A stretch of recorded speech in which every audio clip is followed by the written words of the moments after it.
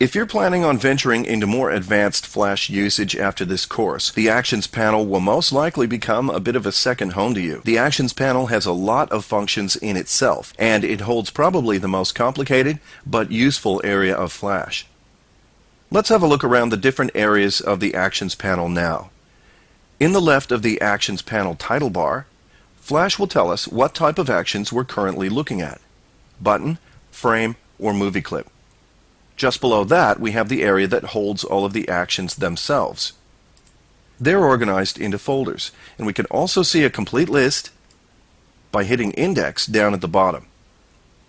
Single-click to open a folder, and then double-click to add an action to the script window in the middle. Notice that you can also quickly access help for that action by right-clicking on a PC or control-clicking on a Mac to open the help panel. And this is a good time to point out that some of these actions may seem to be buried in this folder structure and might be hard to locate sometimes. If you remember the name of an action though, or at least what it starts with, all you have to do is look at the bottom of the list in the index.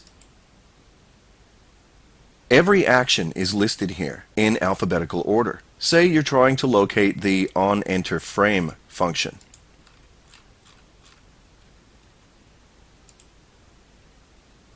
There it is there. And by the way, we're going to cover this a few lessons down the track. Locate it in the list, and if you want to find out where it sits in the ActionScript structure, just right-click on a PC or control-click on a Mac and select Show Original.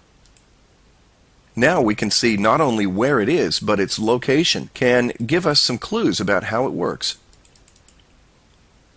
Okay, below that, there's an area that looks very much like the Movie Explorer panel that we covered earlier.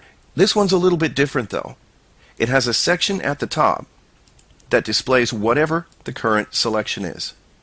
Then below that is a list of all the elements in our document with ActionScript attached to them.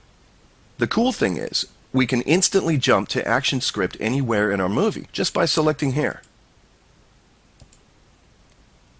Notice as well that we have different icons for the different types of actions: button, frame, or movie clip.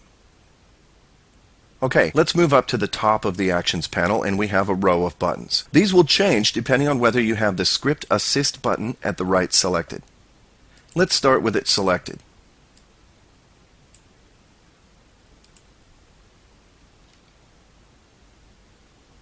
The first button lets us access all of the same actions that we see in the top left menu. Navigate to the one you want,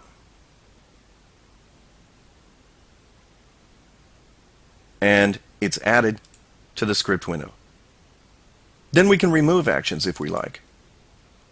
Next, we have a handy little Find and Replace button. Another one of those little things that make our lives easier when we're working on impossibly huge projects. After that, there's a Target Path button. We can use this to point commands at other timelines and objects. We'll talk more about targeting a few lessons down the track.